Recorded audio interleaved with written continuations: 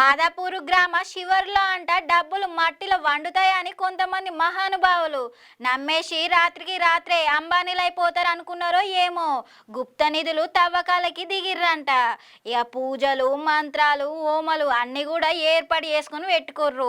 పాపం పైనుంచి దేవుళ్ళు పైసలు పంపుతురు అనుకున్నారని కింది నుంచి పోలీసు సార్లు వచ్చే.